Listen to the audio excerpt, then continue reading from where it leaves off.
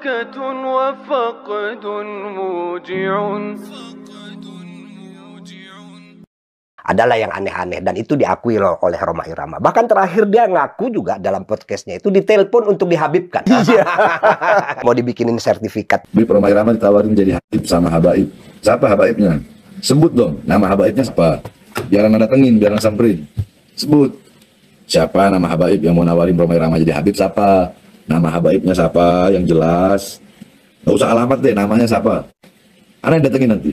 Bang Haji Rhoma ini kurang teliti, saudara. Percaya satu info disebarluaskan dengan sumpah kepada Allah. Demi Allah, saya ditelepon dengan orang yang mengaku dari Robitoh Alawiyah menawarkan saya nasab. Saya diminta untuk beli nasab. Demi Allah, bahwa apa yang akan saya ucapkan ini hak benar. Kalau saya dusta, saya dilaknat oleh Allah. Siap dilaknat Allah. Saya akan nyatakan bahwa ada seorang habib bertelepon kepada saya satu hari. Ya. Ini baru beberapa bulan aja. Bang Haji, Assalamualaikum. Ente tuh habaib. Ente tuh habib ini. Ente mesti datang ke Rabitoh.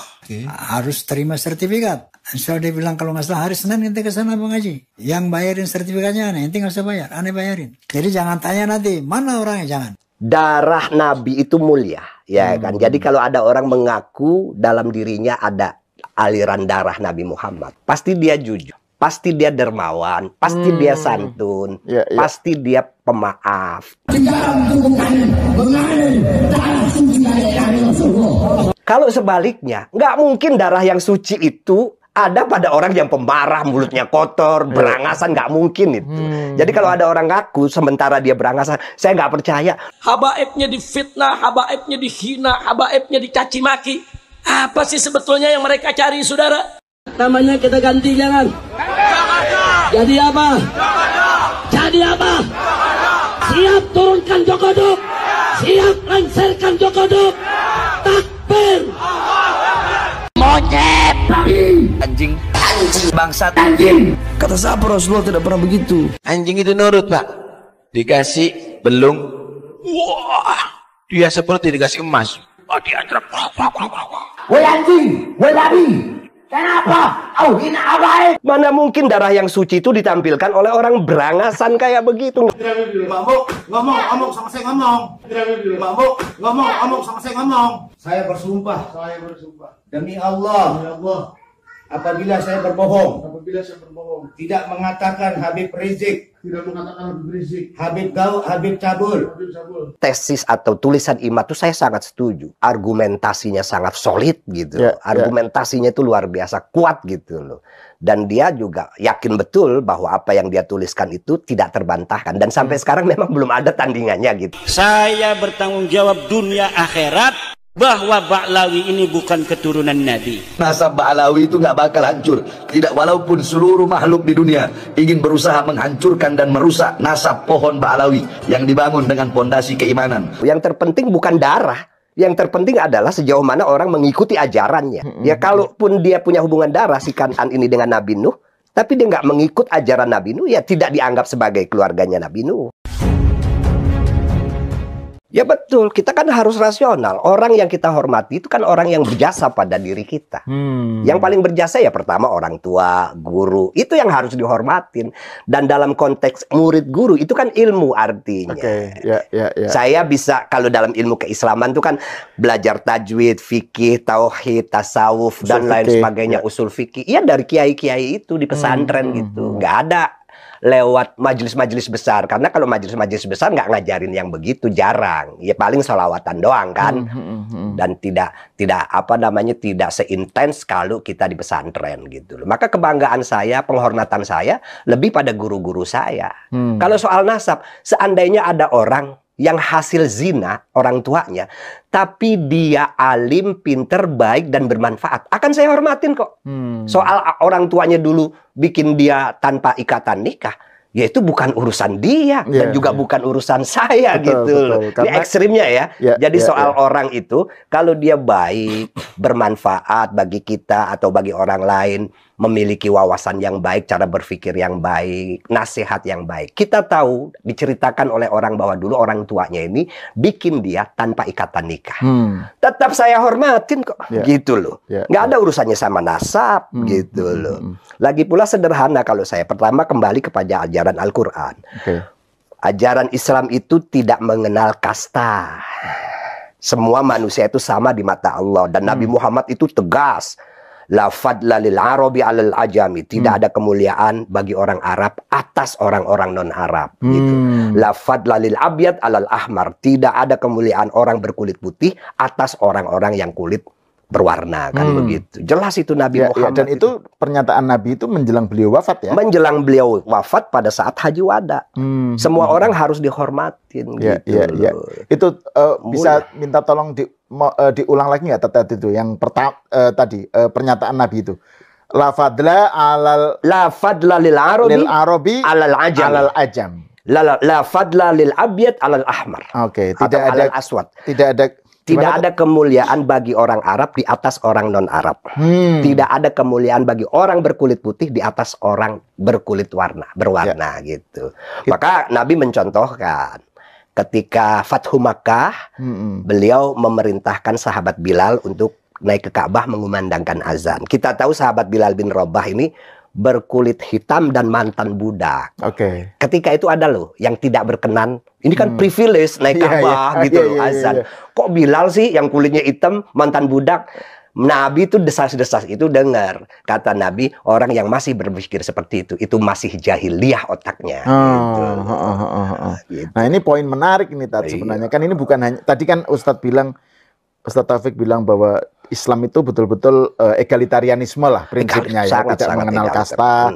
Bahkan di Quran sendiri selain hadis Nabi tadi juga Quran kan menyatakan yang Inna akramakum indallahi atqakum. Yang paling utama yang paling bertakwa gitu ya. Nah, cuma kan ini kembali ke soal kontroversi nasab ini tadi. Ini kan ceritanya kalau nggak salah Bang Haji Roma Irama ini sebenarnya sudah lama ya, rame ya. Tapi Haji Roma Irama itu Bang Haji itu kan menyatakan bahwa ada sekelompok, ada Habib yang pokoknya dia yang membuat dia terdorong untuk mengundang Kiai Imad, terus juga isu itu diangkat terus karena dia pernah ketemu punya pengalaman. Nah itu gimana itu, Tad? Bisa diceritakan lagi nggak itu, Tad? Ya kalau khusus renungan Kiai Bang Haji Roma Irama itu saya kan mengikuti juga ya podcast-podcastnya sejak dari si Gus Rumel, Kiai Imad, ada yang Sugeng pakar DNA, ada yang filolog dan seterusnya dan seterusnya. Rumel itu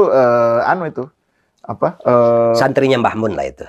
Dan alumni UIN Jogja itu teman saya itu. Iya, Rumel Abbas itu. Rumel. Ya, terus.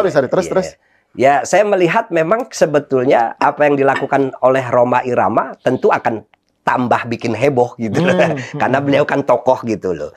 Nah, kemudian tapi saya tetap melihat beliau itu objektif, mengundang kedua pihak kan, yang pro dan yang kontra.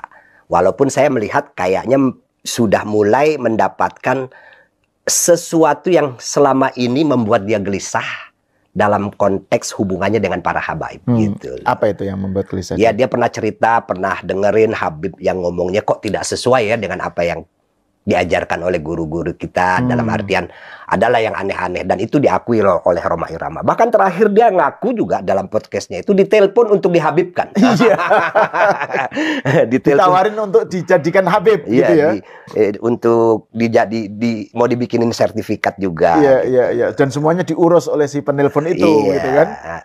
Jadi nah ini yang menarik juga kan Roma kemudian menyatakan juga terkait dengan soal polemik Habib ini kan ada upaya, kata Roma, untuk mengklaim bahwa sejarah Indonesia pun itu atas jasa habaib gitu ya, soal bendera, ya itulah soal lambang negara. Kalau itu pemirsa semua saya sarankan nonton video atau yang di YouTube-nya Roma juga dengan Pak Profesor Anhar Gonggong. Profesor Anhar Gonggong itu sangat otoritatif sejarawan itu. Betul. Silakan nonton itu. Jadi nggak perlu saya membantah terlalu bertele-tele, cukup nonton videonya atau podcastnya Roma Irama ketika tamunya adalah Profesor Anhar Gonggong itu. Nah, tapi kalau menurut saya ini juga pernah kita tayangkan juga di Cokro tentang klaim-klaim para Ba'alawi lah ya, sebagian habaib yang menyatakan bahwa tambang negara itu dibikin oleh Habib, terus bahkan 17 Agustus proklamasi itu Habib. Ngawur itu yang begitu, ngawur itu. Nah, kalau menurut Ustadz Taufik, ini kan sebenarnya polemik mengenai habaib ini kan belakangan ini muncul sebagian karena banyak habib-habib yang mereka itu mengkapitalisasi perannya sebagai habib, tapi penampilannya itu bikin nggak nyaman. Gitu. Iya. Misalnya Bahar Smith misalnya ya. Bahar Smith itu kan contoh bagaimana dia mengklaim pokoknya habib harus dihormati, pokoknya dia menuntut untuk dihormati, tapi perilakunya berangasan. Terus gaya hidupnya juga sangat tidak mencerminkan sikap yang sesuai dengan nilai-nilai keislaman gitu ya. Jadi itu menurut Ustadz Taufik gimana itu melihat perilaku para habib? Ya kalau saya pribadi ya nggak percaya lah sama orang begitu. Nggak percaya karena sederhana. Darah Nabi itu mulia, ya kan. Jadi kalau ada orang mengaku dalam dirinya ada aliran darah Nabi Muhammad, mengaku sebagai masih ada keturunan dengan Nabi Muhammad, pasti dia jujur, pasti dia dermawan, pasti dia santun, pasti dia pemaaf. Kalau sebaliknya, nggak mungkin darah yang suci itu ada pada orang yang pemarah, mulutnya kotor, berangasan, nggak mungkin itu. Jadi kalau ada orang ngaku sementara dia berangasan, saya nggak percaya. Loh kok nggak percaya? Mana mungkin darah yang suci itu ditampilkan oleh orang berangasan kayak begitu? Nggak mungkin itu, nggak mungkin. Artinya saya percaya bahwa di Indonesia ada orang, kalau kita lihat justru Mbah Yai Hasyim Asy'ari, Kiai Haji Ahmad Dahlan itu silsilahnya nyambung sampai kepada Nabi Muhammad. Dan kita tahu dua orang ini sangat berjasa bagi perkembangan Islam di Indonesia. Yang satu pendiri NU, yang satu pendiri Muhammadiyah. Gitu loh. Nah, terus juga yang menarik, Tat, kalau kita lihat ya, kalau soal tadi itu, bahwa yang paling bersemangat untuk minta dihormati karena kehabibannya, itu kan rata-rata perilakunya berangasan dan bikin kita nggak nyaman ya. Tapi yang justru yang tidak mengaku Habib, dan dia Habib gitu ya, menolak dipanggil Habib. Misalnya kayak Profesor Dr. Quraish Shihab misalnya, yang menyatakan bahwa Habib itu pengertiannya adalah mencintai dan dicintai, harus mutual gitu. Dan beliau nggak pernah menyebut Habib loh dirinya. Nah itu menurut Ustadz gimana itu? Itu memang soal kedalaman ilmu ya. Orang kalau semakin dalam ilmu, maka ada istilah pepatah, semakin padi itu kalau semakin berisi semakin merunduk. Dan itu benar. Jadi orang kalau dengan natural dia belajar, membaca, menguasai berbagai disiplin ilmu. Kalau dalam konteks Islam, dia fikihnya paham, tauhidnya paham, masuk ke ihsan yang kemudian diejawantahkan jadi ajaran tasawuf, yang kemudian mengajarkan orang rendah hati dan seterusnya. Itu otomatis. Kalau orang ilmunya penuh, otomatis itu rendah hati. Jadi kalau orang yang sombong, angkuh, kasar, itu berarti memang belum penuh ilmunya. Atau malah nggak ada? Mungkin nggak ada. Ngarang-ngarang aja. Dalam kesempatan ini, saya tuh ingin menegaskan Pak Kiai, Kang Sahal ini. Ini saya melihat fenomena yang kadang-kadang kurang sehat. Kita dalam Ahlus Sunnah wal Jamaah, mukjizat yakin ada. Terjadi di tangan para nabi dan rasul itu. Banyak contohnya. Ada juga selain mukjizat itu karomah. Nah, karomah ini terjadi di tangan para wali. Ada maunah. Maunah itu pertolongan Allah bagi orang-orang yang soleh. Ini yang dijelaskan oleh Ustadz Taufik ini bagi pemirsa, ini adalah tentang fenomena extraordinary ya. Extraordinary, khorikul adah yang nggak sesuai dengan kelaziman. Di luar sebab akibat. Di luar sebab akibat. Itu kalau pada nabi itu namanya mukjizat. Kalau pada para wali namanya karomah. Nah terus gimana, sorry? Kalau yang ulama, orang-orang soleh itu biasanya disebut maunah. Nah, saya ingin menegaskan, peristiwa itu semua terjadi bukan kehendak Nabi, bukan kehendak Rasul, bukan kehendak wali, bukan kehendak orang soleh, tapi murni kehendak Allah. Ketika Allah melihat orang-orang ini membutuhkan mukjizat, Allah kasih. Gitu loh. Makanya Mukjizat Nabi Muhammad umpamanya, beliau Isra dan Mi'raj dari Mekah ke Baitul Maqdis sampai ke Sidratul Muntaha. Itu di dalam Al-Quran dijelaskan, Subhanalladzi asra bi abdihi. Maha suci zat yang memperjalankan. Jadi bukan Nabi Muhammad sendiri jalan, bukan, tapi diperjalankan oleh Allah. Makanya kemudian bisa dari Mekah ke Baitul Maqdis itu dalam waktu yang sangat cepat. Kemudian naik ke Sidratul Muntaha yang penjelasannya itu di dalam kitab tafsir panjang sekali. Nah, yang seperti ini tuh sebetulnya kalau dia pada para wali pun sama. Karomah itu tidak ada wali yang, wah karomah saya ingin saya keluarkan. Nggak bisa. Itu tergantung Allah. Kapan Allah melihat para wali itu membutuhkan itu. Begitu juga maunah yang terjadi pada orang-orang soleh.